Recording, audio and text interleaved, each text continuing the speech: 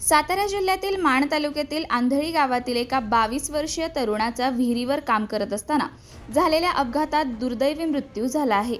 उमेश धर्मेंद्र चव्हाण असे मृत तरुणाचे नाव असून या घटनेमुळे आंधळी परिसरात हळहळ व्यक्त केली जात आहे। पोलिसांकडून मिळालेल्या माहितीनुसार दिनांक 7 जून 2026 रोजी दुपारी 12:30 वाजण्याच्या सुमारास उमेश चव्हाण हे खटाव तालुक्यातील जाखणगाव येथे विहिरीवर काम करत होते। काम सुरू असताना त्यांना अचानक चक्कर आली आणि त्यांचा तोल जाऊन ते खाली पडले। पडताना त्यांच्या डोक्याला दगड लागल्याने त्यांना गंभीर दुखापत झाली। घटनेनंतर सहकाऱ्यांनी आणि स्थानिक नागरिकांनी तत्काळ त्यांना उपचारासाठी सातारा येथील पल्स हॉस्पिटलमध्ये दाखल केले। तेथे त्यांच्यावर उपचार सुरू होते, मात्र गंभीर दुखापतीमुळे प्रकृती खालावत गेली आणि अखेर 9 जून 2026 रोजी रात्री 10 वाजण्याच्या सुमारास उपचारादरम्यान त्यांचा मृत्यू झाला। या प्रकरणी मृताचे चुलत भाऊ तुषार दीपक चव्हाण यांनी पुसेगाव पोलीस ठाण्यात खबर दिली आहे। अंत्यसंस्काराची प्रक्रिया पूर्ण झाल्यानंतर पोलीस ठाण्यात तक्रार दाखल करण्यात आली आहे।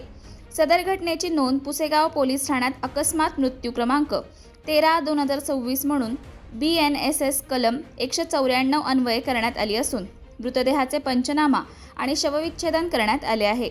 या घटनेचा पुढील तपास पोलीस नाईक SS म्हामणे करीत आहेत।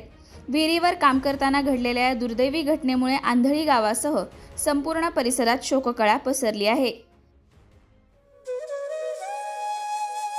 अशाच नवनवीन अपडेट्ससाठी आमच्या खबर गावाकडची या चॅनेलला सबस्क्राईब करा, आमचे व्हिडिओ लाईक करा आणि शेअर करा। धन्यवाद।